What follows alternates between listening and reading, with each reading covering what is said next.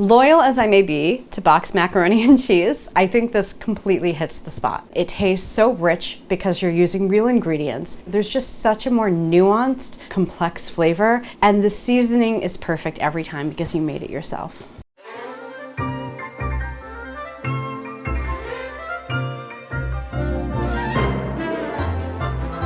Hi, I'm Deb and welcome back to the Smitten Kitchen. Today we're making my quick essential stovetop mac and cheese. This is the perfect dish for when you have a craving for pasta with a sauce of salted, sharp, melted cheese, and nothing else will do.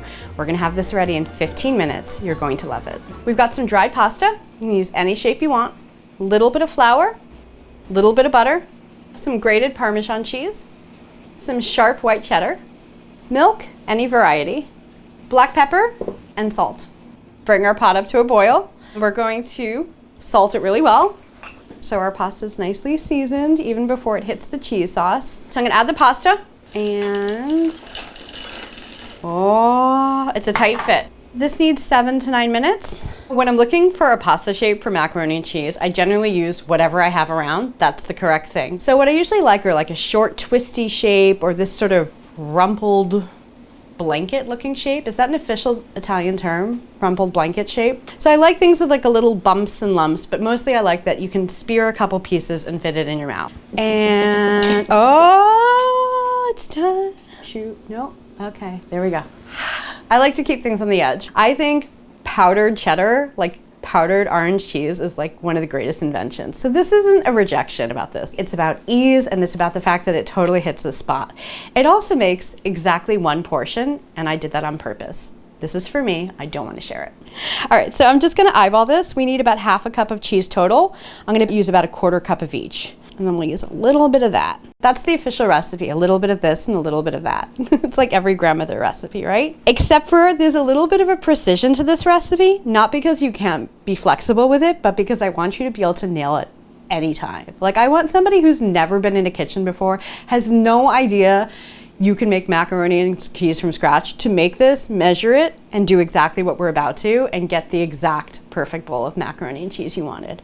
That's the goal. I've heard from readers that you can totally use gluten-free flour blends. You don't have to use all-purpose flour and it still works. If you don't have butter, you could use olive oil, margarine. There's a lot of flexibility. It works with almost anything you have, which means that you can make it today. If I was making tomato sauce, or I was making, you know, garlic and olive oil, something where I was finishing the pasta on the stove in the sauce, I would add some pasta water and I would sort of bring it up from a slightly undercooked al dente to exactly right. Here, we just want our pasta to be correct because we're just gonna cover it with the cheese sauce and it's done. I love the little rumples. I like pasta that looks like rumpled ribbons. I probably get this from my mom. Like she also liked to cook with real ingredients. She was not particularly interested in buying the box if she didn't have to. It was more like a thing that smart parents probably keep around in a pinch just to have. I feel much more self-sufficient being able to make it from ingredients in my fridge rather than having to figure out whether I have a box or whether I have the right box. This child only likes the elbows. This one only likes the little shells that are white. So this is just, it should be exactly right. And I kind of hope my kids get used to this version so they can make it themselves. Oh shoot, we're way past 7 minutes, by the way. So let me go see if the pasta's ready. Let us see. Oh, nope. Nope, nope, nope.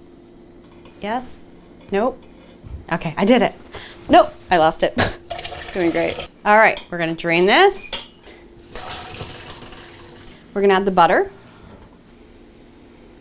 Add the flour, and I'm going to whisk it together until it's smooth. Teeny tiny whisk. Milk.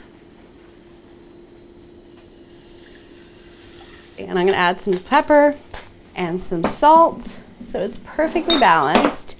And we're going to bring this mixture with a couple stirs to a simmer. It's going to simmer for 1 minute. That is it. I'm going to add a quarter cup of Parmesan. Quarter cup of cheddar. Stir it together. We added the cheese. It immediately melts because the sauce is totally simmering. Add the drained pasta back. Is it gonna fit in this pot? Is it gonna make it? That's the whole thing. You just made macaroni and cheese in like what, 15 minutes tops? How full can I make this? Don't leave any cheese sauce behind. That's a rule. Cheesy, cheesy. Let's dig in. I have the best job in the world. I get to make macaroni and cheese and I get to eat macaroni and cheese. It's so good. It's perfectly seasoned. It's sharp with cheese.